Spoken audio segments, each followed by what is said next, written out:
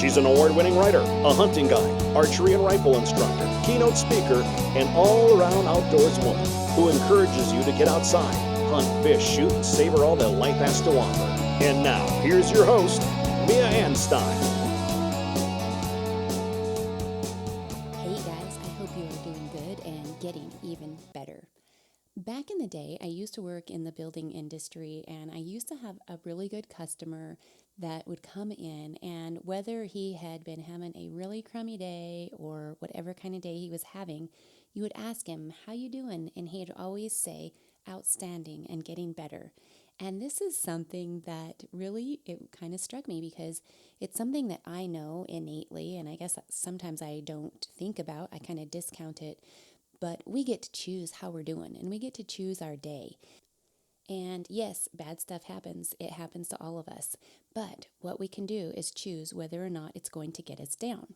So I know 2020 had a lot of people down, and I know I have a lot of friends and colleagues who were really bummed about the elections, and I have others who are just elated and excited.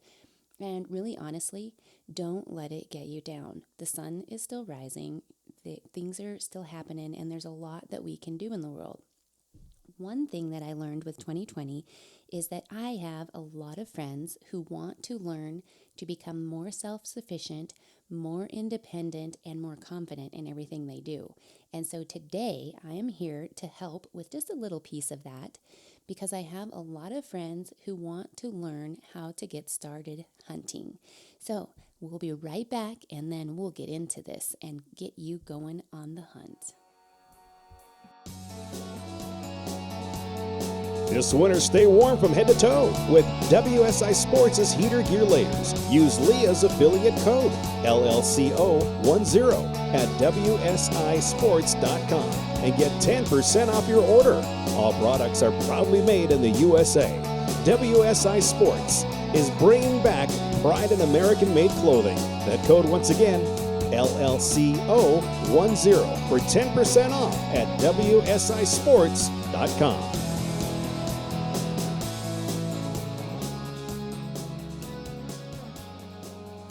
So something that I've learned over the years is that a lot of my articles and the writing that I do, you kind of don't want to be redundant and following the same thing over and over again. You're always looking for something new to write about. Therefore, a lot of my stuff has kind of progressed and it advances into different areas and avenues of hunting. And in 2020, we had a record number of gun sales in the United States, and we also have a record number of people taking to the woods, record number of people taking to the water. And something that we've found is that there are a lot of people who want to learn how to forage. There are a lot of people that want to learn how to harvest their own food. And by harvest, I mean they want to take game animals, whether it's big game or small game. And that's something, if you're considering getting started hunting, we're going to get back to the basics. And when you're considering getting started, and if you're already an experienced hunter, this may be something that you want to share with people in and around you, because we do bump into people all the time. I know hopefully we can travel again soon, but in our travels, I've met people at airports, I've met people at the airplanes, at different events who want to learn to start hunting. And so take some of these points and use them in conversations that you may have. So even if you're experienced, I might have some tips that you can use in the future. But when we're looking to get started hunting, most people get started as a child. I mean, your family hunted, and so it's kind of innately put into your being. You grow up around it, so you think that it's common and that everyone does it. And also there are a lot of terms that are used that maybe somebody who hasn't been around hunting, they may not know what it means. For example, a lot of people don't know what a buck or a bull is, or the difference between a cow and a calf. And that's something that you need to explain, and it's something that I'm going to help explain. Today, I'm not going to talk about terminology as far as that goes, but I will in a future episode talk about some of the hunting terminology.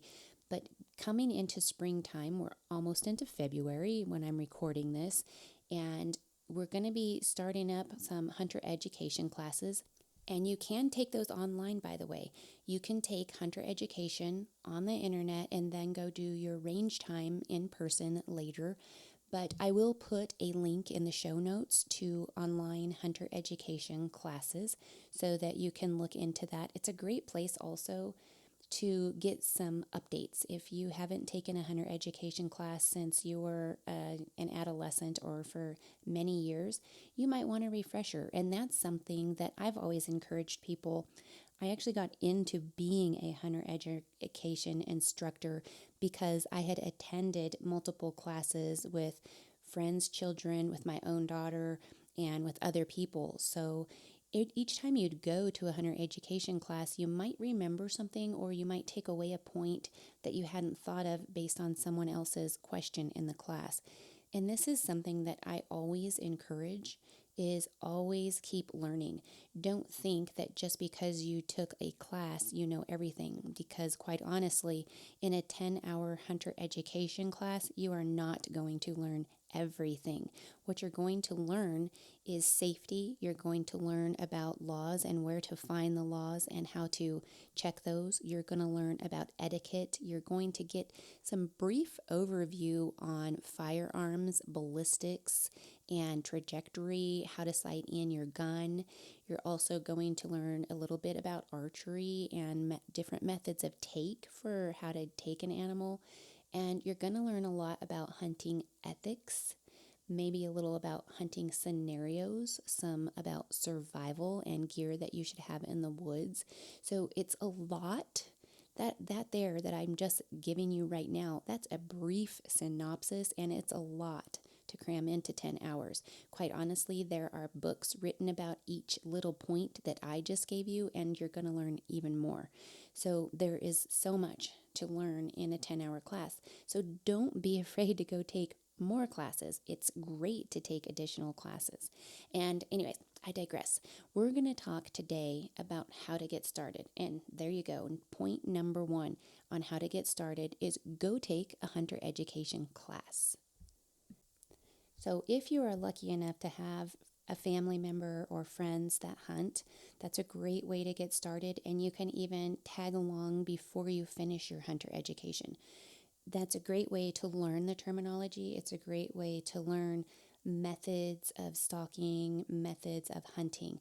So if you can find somebody like that, then that's fabulous.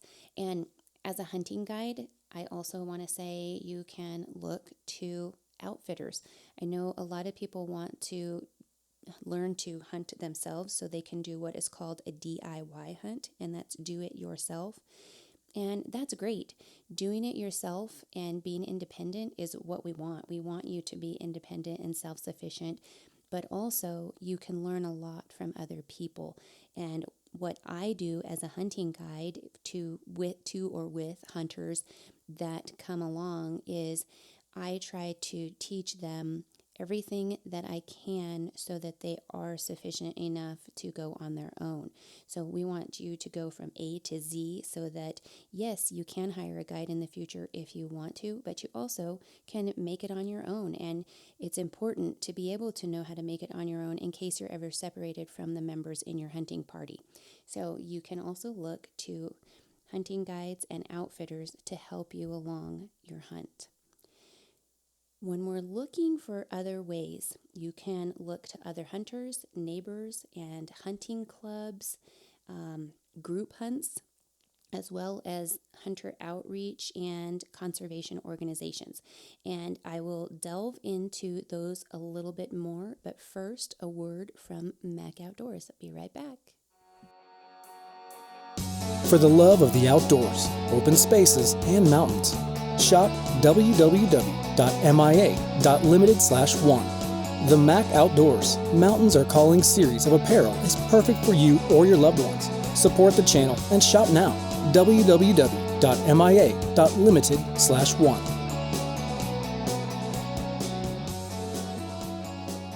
Okay, so first of all, I want you to know that in the hunting community, there is a vast family of hunters. There are a lot of hunters, even though we are a minority of the population, there are many hunters, and many of them have topped what we call are the 5 stages of hunting. And the 5 stages of hunting, I will go over in a future episode, but it's something that you're going to learn in hunter education class. And basically, it's the stages from beginner to expert and beyond. And so you can find other people to mentor you and to teach you how to hunt. So reach out to somebody. If there's somebody that maybe you kind of had an idea that they were a hunter, or maybe they had shared a hunting picture, reach out to them, ask them for help. And that's something on social media. You can reach out to hunting groups. You can look for people in your area, and you can check in and ask them if there's anyone who lives in your neck of the woods that maybe is a hunter that would be willing to help you. I have a friend from Twitter that has started a upland hunting group, and if you look up the hashtag #TryUpland, and if you also go to the app tryupland.com, and I'm sorry, it's not an app, it's a website, but if you go to that, I think he's going to develop an app, and you can find other hunters that are doing upland hunting. So if you want to hunt pheasant, grouse, quail, something like that, find people. And they actually love taking other people, because a lot of upland hunters, they have their bird dogs and they want to work their dogs. And sometimes they want to just work the dog and they don't want to have to be the one who's doing the shooting. So they welcome other hunters. And really, that's a great way to make friends. It's a social event and it's a lot of fun. So look to that. It's called tryupland.com, and you can look for the hashtag on social media outlets to find other people. So that's another way, other hunters, and they can help you out. In big game, it's a little different because you have one hunter has one hunting license. In some states, they do have more hunting licenses. So even if they've already gotten their doe, they may be able to tag another one. And that's a way maybe you can tag along and ask for tips. One thing I will caution you when you're tagging along on a big game hunt is have a briefing with that hunter before you go, so that they can brief you on the etiquette of their hunt. Because quite honestly, in big game hunts, you definitely need to be quiet and probably need to be very still. So get that briefing before you go. Another way is with your neighbors. I had mentioned there may be people in your area who are willing to help you learn to hunt and have property. And I mention this because years ago I was speaking with a group of women on a bow hunting panel at a bow hunting show, and there was a young lady in the audience, and I mention this because she just struck me as such an independent, self-sufficient go-getter. And I really wish I could hear from her again today, because she struck me as such a go-getter. And so she came up to me after this panel was done, and she talked to me about hunting and getting started in hunting, and wanted to ask independently of the crowd. I mean, we did take Q&A from the audience, but she wanted to ask about duck hunting. And she told me that she went to a landowner. She lived with her mother, and she was the oldest of, I believe, 4 siblings or maybe 5 siblings, but she had some younger siblings. She was the oldest one, and at the time she was 18, and there was a property that she passed every day on her way to work. And she decided that she wanted to ask that landowner for permission to hunt. And she had taken hunter education already, but she stopped, she knocked at the door, and this is something that when you are getting started hunting, we do talk about it in Hunter Ed, and it's something that your instructor may go over in depth or in brevity, because as I said, we have so much to teach in a class. But when you want to ask for permission, you need to do it politely. And this is something that I don't care if you're an 18-year-old Hispanic girl or if you are a 40-year-old white male or what, I don't care who you are or what you are. But it's something that can be intimidating. to go up and ask for permission from a stranger, because you are at someone's front door and you may feel how you would feel if somebody was at your door asking for permission to go in your backyard. So we want to be respectful, but she had went to this door and she knocked on the door. She asked the gentleman that owned the property if he would allow her to hunt ducks because she could see them in a pond on the back pasture of his place. And he gave her permission. And so she actually went out there by herself and she hunted and she shot her very first duck there. So that's something you can check with neighbors. You may get a neighbor that says, heck yeah, come out and hunt and we'll take you back there and we'll show you how to do it. Also, now granted, this gentleman just gave her permission and she had to do it on her own, but check with your neighbors. Check it out. Ask questions. You can also look to hunting clubs. In some areas, there are hunt clubs, and this is a very safe way to get started hunting. You can maybe ask if you can go as a mentee and have somebody sponsor you rather than pay to join the club, or you can pay and join the hunting club. And there are commercial hunting clubs across the United States. So to find that, you can visit huntclublisting.com and check that out. Also, with Hunter Outreach, DNRs in different states offer mentored programs. They have hunter outreach programs, and you can find mentors via these programs. I live in the state of Colorado, and our wildlife department, Colorado Parks and Wildlife, they offer mentor programs throughout the state. Some of them are only for youth hunters and some are for women. And this is something that I have talked about on Sportsman's Roundtables and in other avenues where I go to speak and advocate for sportsmen and recreationists. But there is a little bit of a lacking for men. So I do apologize for that. Men, if you have questions, you can always book a session with me and I can talk you through some things. We can do some research and we can find ways for you to get started hunting. So if you would like to do that, and whether you're a man, woman, child, whatever, you can book a time with me. Just go to miaanstein.com. There is a link in the show notes, but there is a sidebar there where you can schedule an appointment with me. So, and if you can't find that on there, go ahead and email me.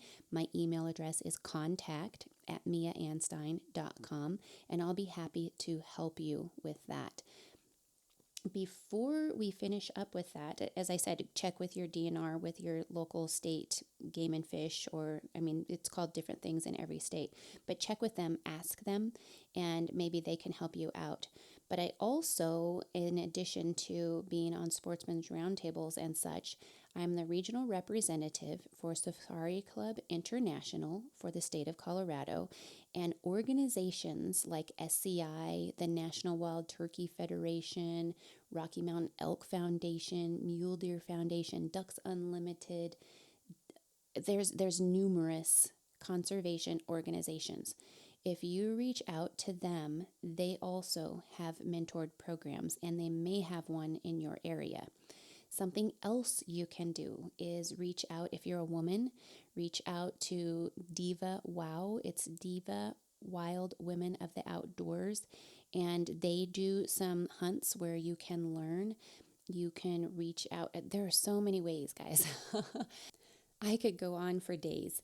There are so many, but the National Shooting Sports Foundation, they have something called the Plus One Movement, and so you can look them up. I will put links in the show notes to everything that I'm talking about, but also we will do a future episode that just talks about organizations that will help you and get you started on your first hunts. So stay tuned for that in the future. We have so many things to talk about. Jeez, let me tell you.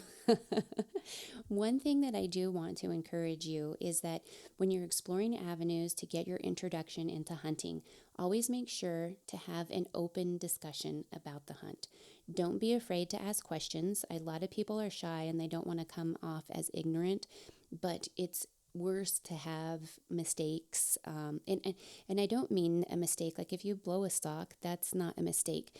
we just want to make sure that you're safe in the woods. So make sure that you ask questions.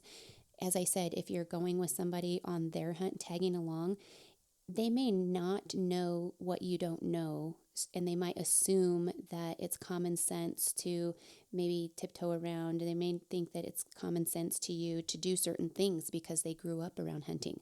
So do your best to talk with them face to face and pick their brains about it a little bit, ask questions.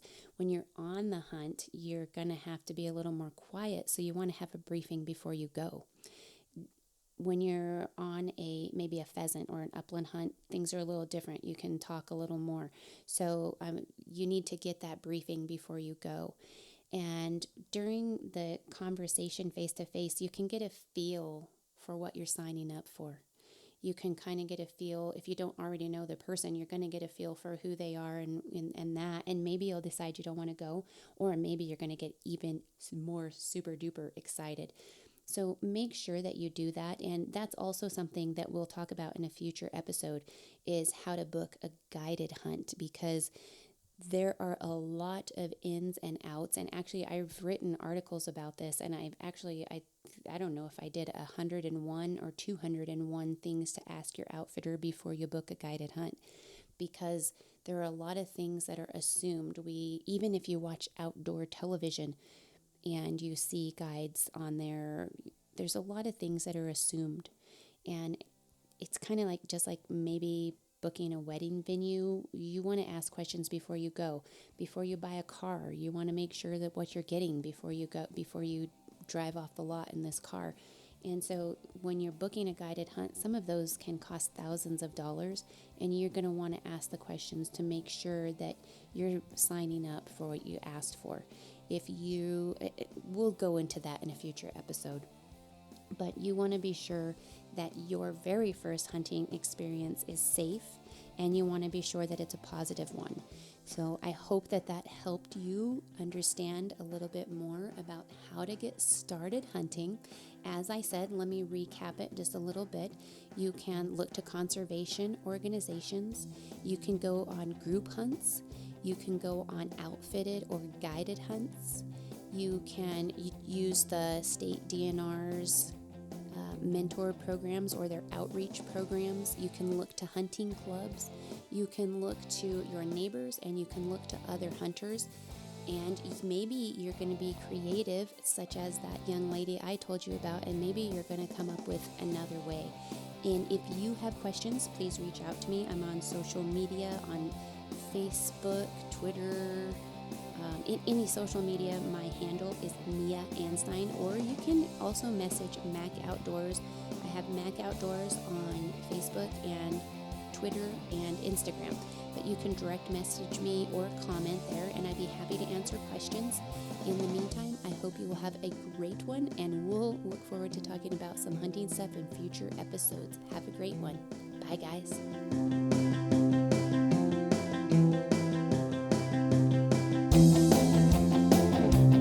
Hey, this is Lloyd Bailey, the Armed Lutheran, host of the Armed Lutheran Radio Podcast, reminding you that the podcast you're listening to is a proud member of the Self-Defense Radio Network. Check out all the great content at selfdefenseradio.net.